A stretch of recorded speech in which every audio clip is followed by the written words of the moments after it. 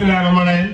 আজকে সভার সম্মানিত সভাপতি উপস্থিত আছেন হাতিঝিল থানা বিএনপির আহ্বায়ক নাজমুল হক মাসুম, আছে বিশেষ অতিথি উপস্থিত আছেন ঢাকা 12 আসনের মাটি ও মানুষের নেতা, আমাদের আগামী ভবিষ্যৎ সাইফুল আলম নীরব। সবাইকে জানাই হাতিঝিল থানা বিএনপির পক্ষ থেকে রক্তিম শুভেচ্ছা ও সংগ্রামী অভিনন্দন। আমার বলার কিছু নাই, আপনারা দেখেছেন বিগত আমলে যেভাবে সরকার আমাদেরকে নির্যাতন করেছে, আমরা সেই থেকে এখন আলহামদুলিল্লাহ অনেক ভালো আছি।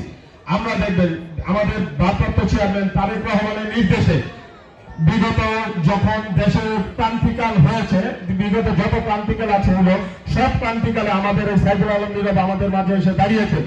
ঠিক সেইভাবে আগামীতেও আমাদের মাঝে সাইফুল আলম নীরব আমাদের মাঝে এসে এই জনগণের মাঝে এসে দাঁড়াবে, এই প্রত্যাশা। আপনারা দেখেছেন এই প্রচন্ড শীত, এই শীতে এই পর্যন্ত ঢাকা 12-তে সাইফুল আলম নীরব বিভিন্ন অঞ্চলে বিভিন্ন এলাকায় সে তার শীতবস্ত্র বিতরণ করেছে।